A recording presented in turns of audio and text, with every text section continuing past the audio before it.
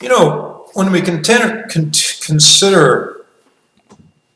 our goodness in life, how well we perform through life, there are several levels from which to consider that, you know. First is our internal level, our own consciousness, and then of course everything else is really subsumed in that. But one of those levels is subsumed in that is how we relate to other people.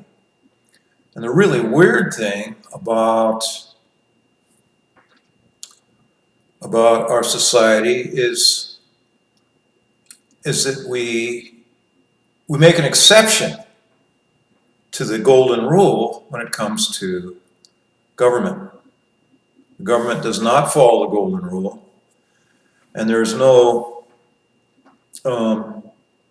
reason for why government should not follow the golden rule, because people don't understand how society works. Matter of fact, society is a voluntary situation. You know, when you go to a picnic at the lake, there isn't anybody gathering anybody up at the point of a gun to go to the picnic. If you start a business, contrary to what one of our movement people here has said, just a minute, I'm going to pause this. Hey, would you turn those lights off? Norm came in and turned them on. It's a total waste of electricity.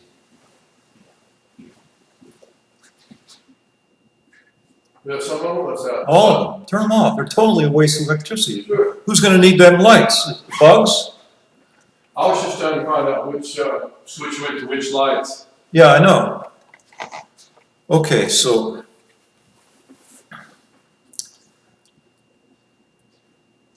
it isn't an engineering project like, you know, the idea of having these lights not being wasting electricity. That's not what life is all about. In fact, I might want to leave the lights on, even though it's not my house, so to speak. I'm not paying the bills, but it's my own personal thing to not want to waste electricity. I might want to waste it. I might want to keep the bugs lit or something, because there's nobody coming into the place for another hour. And it's daylight anyway. It's a bright sunny day. There's plenty of windows here. You don't need those lights on. The guy's a nut. And the guy is a nut. But that's not, but our nuttiness is not the issue. It's not the issue. The issue is our autonomy. He can be a nut on his own. He can be a criminal on his own, because that, to me, is a little bit criminal, to steal the university's electricity like that for no reason, to waste it for no reason. So, but that's not the issue, whether or not somebody's a criminal. It's the question is, society is a voluntary thing. The organization of a business is a voluntary thing. Contrary to what I surveyed some people, you know, about whether business is actually a coercive thing. And some of them said, yes, it's a matter of coercion. I think I used the word force. Is force used in business? It's not. I mean, I'm 64 years old. I've been in this town doing odd jobs. I've been cheated 2 or 3 times. And it makes you mad, see? But all these things, but in general, business, in principle, and by definition, business is not a coercive activity, it's a voluntary activity. It's a voluntary contractual activity, right? And so, society is a voluntary thing. Marriage is a voluntary thing. You may regret your having married somebody, or you may regret having entered into a business or made an investment. But, you know, society maintains, I mean, the culture, I should say, the culture maintains a knowledge base in order to respond to those respond to those mistakes in order to prevent future mistakes. It's an evolution that takes place. Now, voluntarism is not the ultimate. The ultimate is knowledge. Voluntarism is not the ultimate. I'm a libertarian. I'm a radical libertarian. But the ultimate, but that doesn't mean that I think it's the ultimate. I think it's an essential first step as we emerge into individuality. The universe is an individualistic universe. That's why autonomy is given. That's why God gives us free will.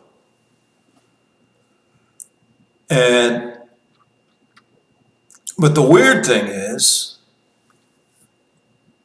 you know that you don't go around coercing people, but you have this weird notion that you can coerce, that somebody else can coerce people. Because they have this weird notion.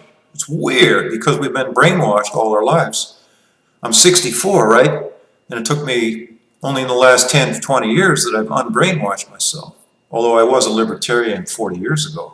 When I was 20, I was a libertarian. But, 21. But I went to the 1976 Libertarian Convention in San Francisco. So I was almost 22 at that time.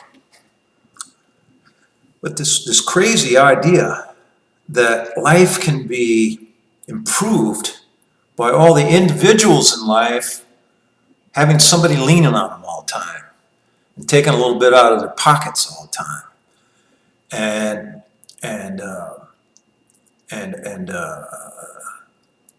creating monopolies on functions of society or functions of exchange. For instance, a central bank, the Federal Reserve, is a monopoly on the creation and the pricing of money. And it destroys balance in society because, for the same reason that any other control over society, and I'm not talking about law here, I'm talking about monopoly. You know, I had two professors here, two administrators, tell me that libertarianism is no rules. Whereas in fact, government is no rules. Government is no rules. Government is power. There's no rules there. It's bullshit rules. They pretend that it's rules. But if you start out with the contradiction that I can't coerce you and you can't coerce me, but so-and-so over there in the government can, because of what? What? Because he was educated? Or his organization was organized, his government organization was organized by educated people? You know, Woodrow Wilson was a college professor. And he created Hitler because he caused the Germans to lose World War I, and then they had hyperinflation a couple of years later. And then Germany was in such disruption that they introduced Hitler. And he also created Lenin because the Americans made it possible for the Axis powers to, well, I'm not sure, I can't remember what the actual dynamics were, but the Tsarist government was fighting the Germans, and the communists took over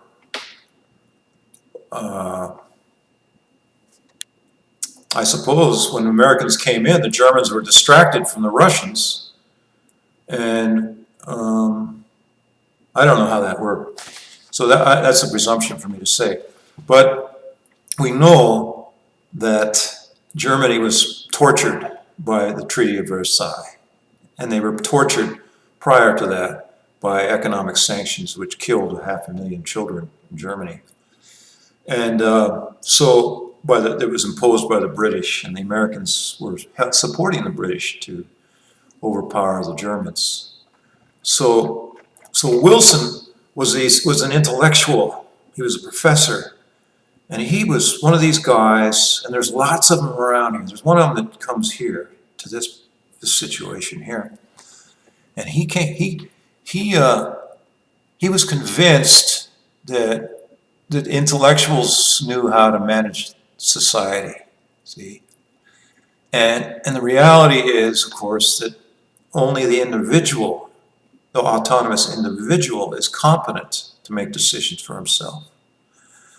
No one can make decisions for somebody else. And I was speaking about money and the Federal Reserve and the central banking, and how that has a powerful wave of influence throughout the economy when, and if it's done without the autonomy of the individual, there's no balance.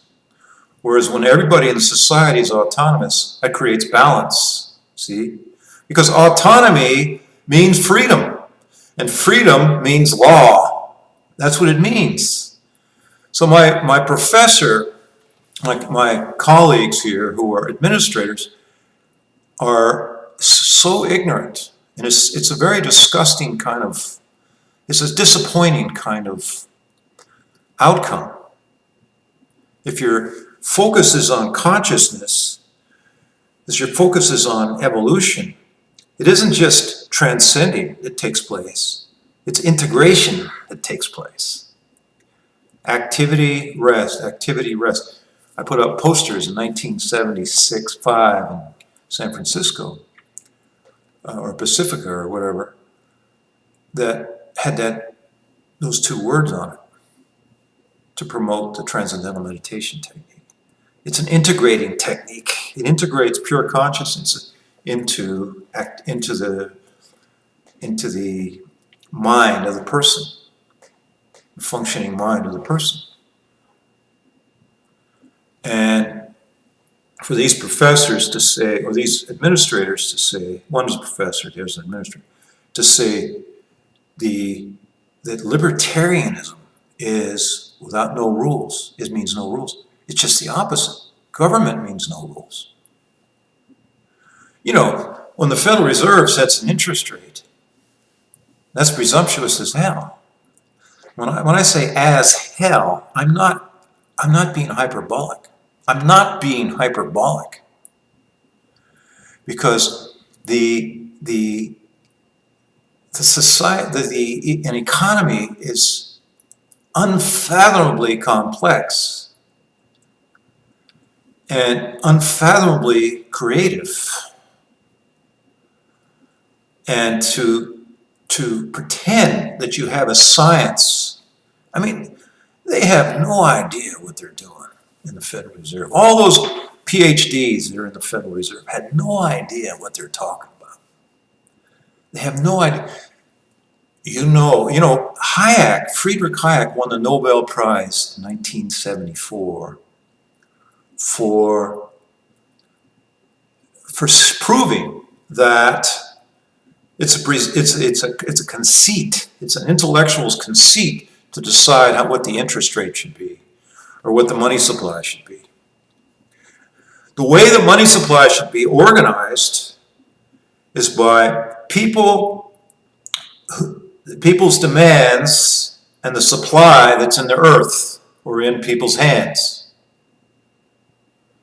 So that when people notice that the price of gold goes up because maybe there was a drought or a cold spell and the crops were worse and the gold won't buy as much because there isn't much stuff to buy. So that supply and demand drives up the price of gold and down the price of, or it drives up the price of stuff and down the price of gold. Or just the opposite. Let's say in the 1880s when the price of gold was going up. What would that mean? It would mean people would go in the ground and dig gold out of the ground more, right? So the supply would be regulated by the demand, because of people, obviously, if the price of gold is going, if the purchasing power of gold is going up, people will demand more. You know, you can sell the gold more dearly, and so you can afford to dig more gold. Or the interest rate, which comes out of the supply of money, which people are keeping, right? There's money around. There's signals that there are money around, you know. Say the money is withdrawn into savings.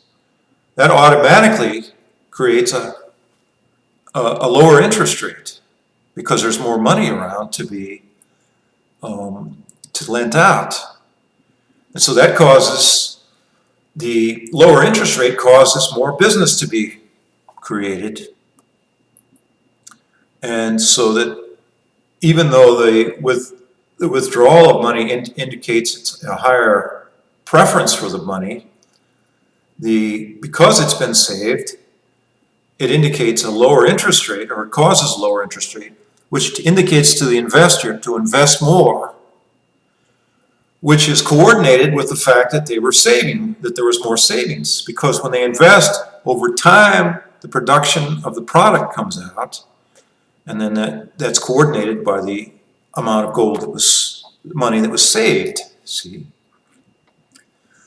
And so that's an example of a lack of conceit. Nobody's in charge.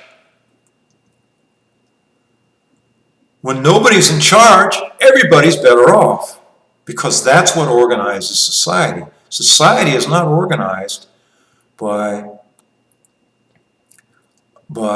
some intellectuals like Woodrow Wilson, who created, by the way, not only World War I, which created Hitler, which ruined the 20th century, but by, I mean, World War I was bad, it was evil on its own, let alone what it created. And then he created the Federal Reserve, which is a way of stealing from the people without taxing. So they could go to World War I and World War II and Korean War, and the war on poverty and the war on drugs and the war on, I forget what the other war is. There is. Oh, the war on terrorism, right? You know, the Cold War. All this crap is, I watch in the news, and just as, you know, the planets are changing a little bit. And so, instead of just, and then Trump pulls his troops out of, what the hell they call it, Syria, 2,000 troops, see? And of course, all the establishment types are down all over him. Even a guy on Facebook who was, I thought, half-assed reasonable, that, you know, he's down on him for, he says it's going to cause violence. You know, everybody thinks that nobody else can take care of themselves, so we have to have the government, right? The people in the Middle East, if we never had messed around in the Middle East in the last 50, 75 years, right? Or 100 years, the Brits were over there, 250 years, whatever if we'd never messed around, these people would have worked things out on their goddamn own. Worked things out on their own. Israelis and the Arabs, both of them, we get money, we give weapons to both sides, right? We give money to both sides. Leave the fucking bastards alone and let them work it out themselves. They have to, because they can't kill each other as easy. They don't feel as strong. They have to be smart. They have to be kind and respectful. But if you power them up, right, then you create all this propaganda.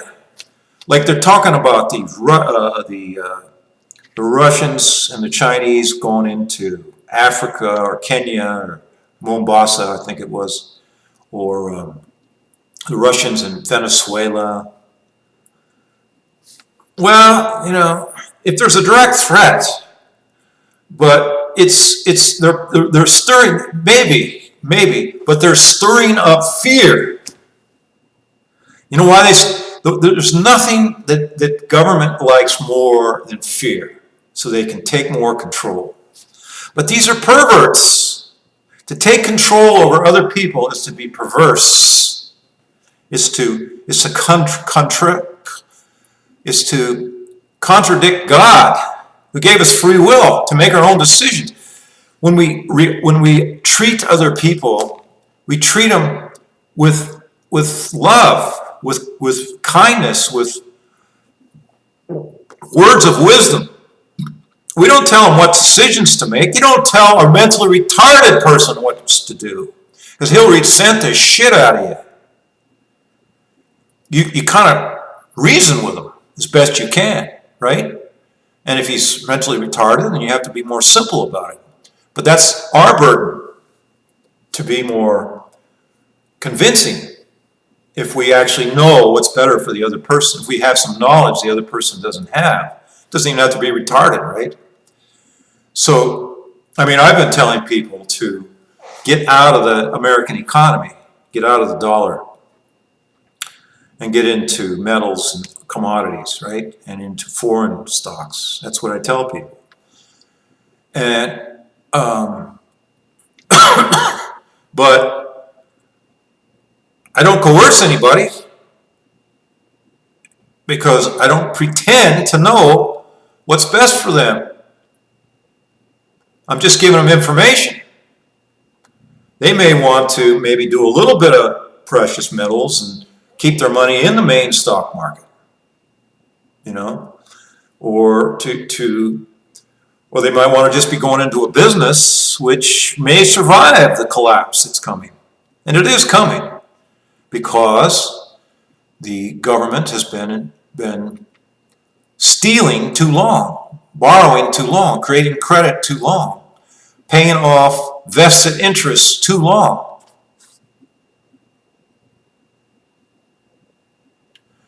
So,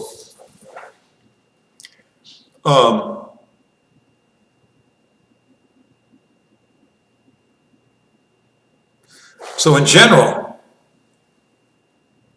coercion never improves life. And libertarianism means rules. It means everybody owns themselves. And they own property. On the physical earth, they acquire property through homesteading, or through purchase or gift. And without property, everything on the planet would come to us. Everything revolved among the people who don't have property. Everything about those people will come to a screeching halt, because nobody does crap unless they get rewarded for it, which means they have to have property to create the wealth and to enjoy the wealth. It's up to them. There's nothing wrong. There's everything wrong with not having individual autonomy and private property. Everything is wrong with that. If you don't know that, it's because there's something missing in your consciousness. These two administrators are brainwashed. Old guys, like 5 years older than me, never learned a thing. I mean, just brainwashed the whole lives, and yet they're highly educated. One of them's a doctor of psychology or something. So this is the brainwashing tragedy of this society. Consciousness is first, right?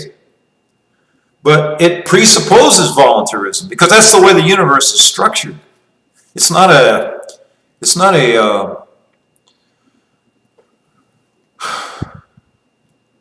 on the level of consciousness, on the level of the unified field, sure, it's infinitely correlated. It's infinitely correlated, so that you and I are the same. I cannot order you and I around because we're the same. But as soon as you emerge into life, into the world in which we live, we're alone. Each of us is alone, and we have to make our own decisions, regardless of how wise, how enlightened the other guy might be. That's how we evolve. That's the gift we are given by God, to make our own decisions. When we're children, we make our own decisions. Sure, because basically the kid doesn't know how to get food. He doesn't know how to get around in a car. He doesn't know how to have shelter or clothing or to socialize. He doesn't know any of that stuff. But he's willing to learn, especially if you don't have cruel parents.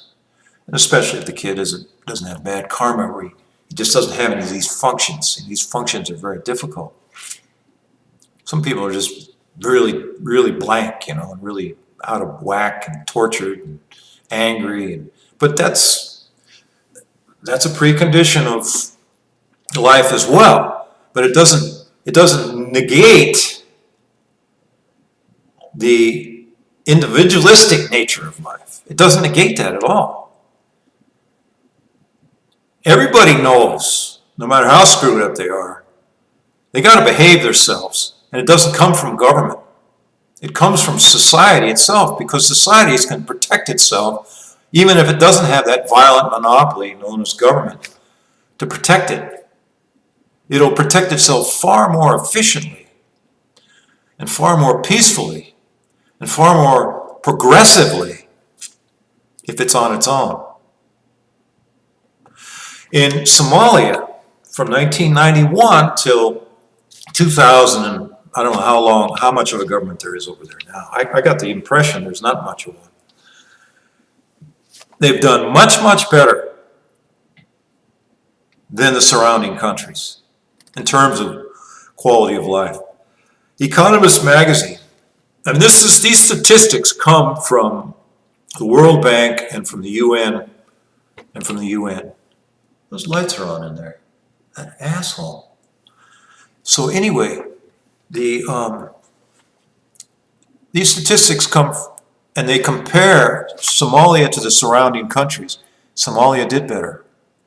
Longevity increased 5 years as compared to during the time that they were. Sure, they were under a dictator. They were under a really nasty dude, because the communists took over Somalia after about 10 years or something, from 60 to 70 or so, and then for 20 years or 15, these commies took over, and they were just torturing the people, basically. So, the evidence is there. It's not just empirical evidence. It's just what I'm telling you is a priori. We already know all this stuff. We know that we can't tell the mentally retarded person what to do. We have to ask him. We have to suggest it to him. If we're his friend or his guardian, We have to do that. And you don't have to have the government defining these relationships. You don't have to have that. Because people, it's as if you statists are you're so presumptuous. It's as if you're saying that unless we have government, we don't have individual compassion. I saw a commercial on the TV. I've been watching on the TV. And it's a commercial for dogs and cats, or animals that are, abandoned, and how we're supposed to give money. Now that is the dumbest thing I ever saw in my life. You got dogs and cats right outside your door that need help. Now what the hell? And there's probably local organizations that will take care of those dogs voluntarily, and cats, right? And if you give money to those organizations, you can go visit the damn dog and cat to see if it was okay, or if your money was spent efficiently. You might take the dog to the vet yourself, find out who the best vet is, who's the best bang for the buck, best treatment for the buck, right? You got a chance of a snowball in hell of not wasting your money. But you have no idea where you're sending your money to. Sure, it's probably a good organization, but why is it abstracted like that? Why is it abstracted like that? Why would there be a need for an abstract organization when every goddamn community in the world's got one? Or at least in America, or probably Europe. Depends on the culture in Europe, I guess. But in America, everybody wants to take care of dogs and cats. You don't need to send it off to a TV advertisement. You see, so that's what's perverse about our society. We've forgotten the basic logic of location. That we can tell if we're pissing away our money that way. You know? Instead of just trying to appeal to these people's hearts, they play some music, some Christmas music, and then, you know, some minor key Christmas music, and they make people feel sad for these animals, so they give them their money. What the hell kind of a scam is that? Why not give the goddamn dog and cat right out your door? Because there's one out there. You know, I mean, somebody's always taking care of dogs and cats in this town, and I don't think we're that unique. But if they're right there, you can take them in yourself, or you can take them to a humane place where they take care of them. Because there's 2 or 3 of them in this town to take care of critters. You know, get them fixed so they don't make more orphans. You know, so there's that otherness. That otherness is perverse. There ain't no otherness. There's right here. Right here. Take care of me. And then that'll take care of your immediate environment.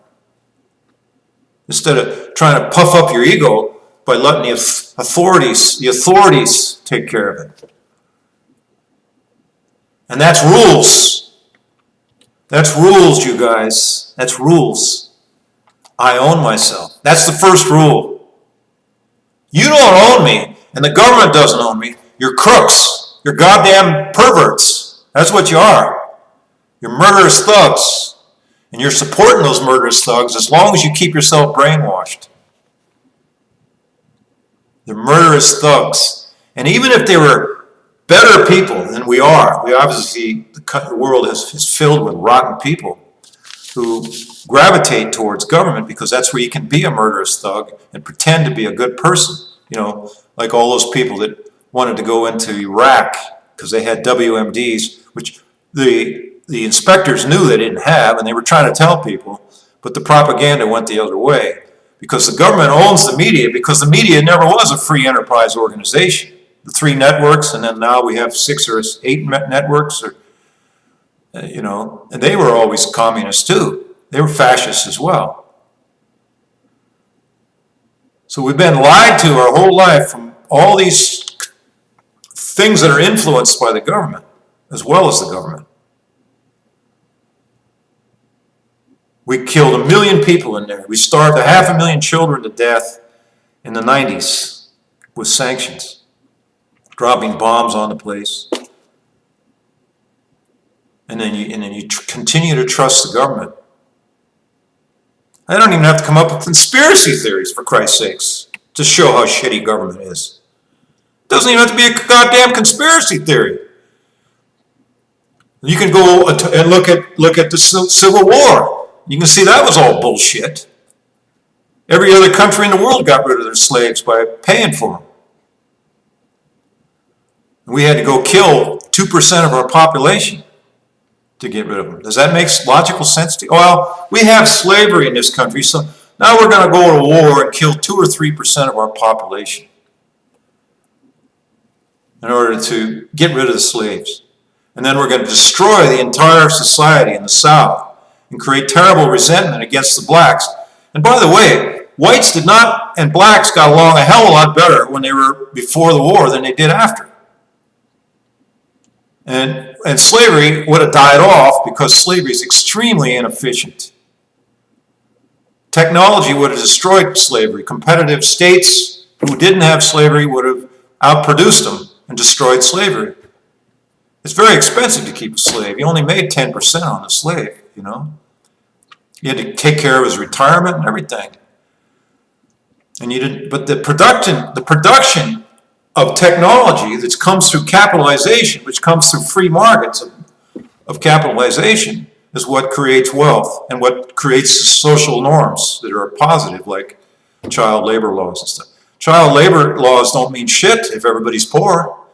The kid has to go down and work in the mines, otherwise the family will starve. So you have to have capitalization. You have to. That's the only place. Government didn't do anything for anybody ever, except for in specific areas at the cost of what? The cost of everybody else who would have done it themselves much better, plus whatever else they would have done. It's like the libraries. You got people who, this whole city has to pay for the library, but only 10% of the city uses the library. I never go to the library. I have to pay for it, right? And so the people who don't go to the library, the intellectuals, the Woodrow Wilsons of the world, are saying that these people are stupid and they should pay for the library. And that whatever else they do is not worth it. So we need to punish that kind of behavior and make them pay for book learning. Well, it's just communist. It's communist book learning is what it is. Because it's, you know, it's a communist operation, right? The library, right? It's a public library. Public means communist. It means socialist. Whatever version of socialism it is, I don't give a shit. It's all force. It's all done with guns. Libertarians don't do anything with guns unless you initiate the violence to them. That's why they call it porcupine. Porcupines don't bother anybody. Unless you mess with them, they'll mess back with you, with them porcupines. So it's just pretty disgusting living in this society. It's pretty disgusting. You got all these brainwashed people, and they're supposed to be intelligent and educated. They don't even think the first two things about life. First, the individual has to be sovereign, right? He cannot function efficiently. No one else is competent to make a decision for anybody else. And second, government is an initiation of violence in order to create a monopoly on the functions of society, which we already want to do ourselves. There's nothing that the government does we wouldn't do ourselves. I mean, anybody who says that we won't take care of animals or people, or that the economy won't grow madly, because they've been given propaganda after propaganda, like the robber barons. It's just propaganda.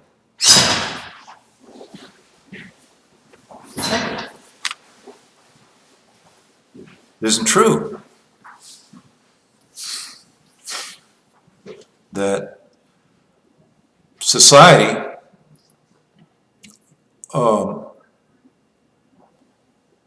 that the free market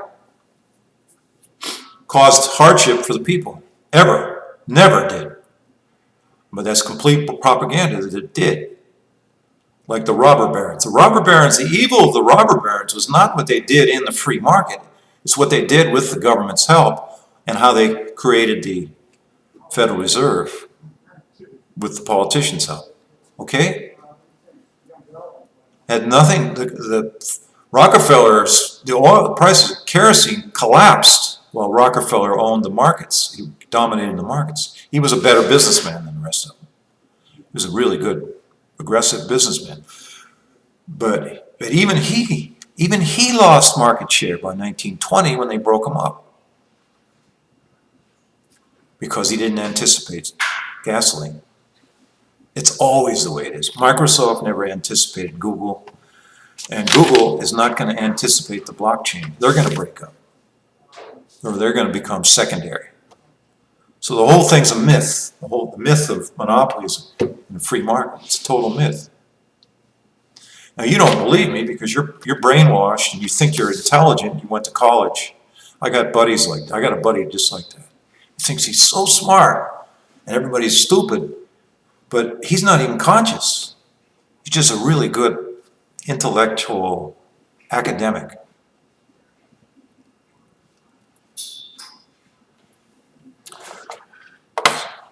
All right, I gotta get this done, so stop being brainwashed.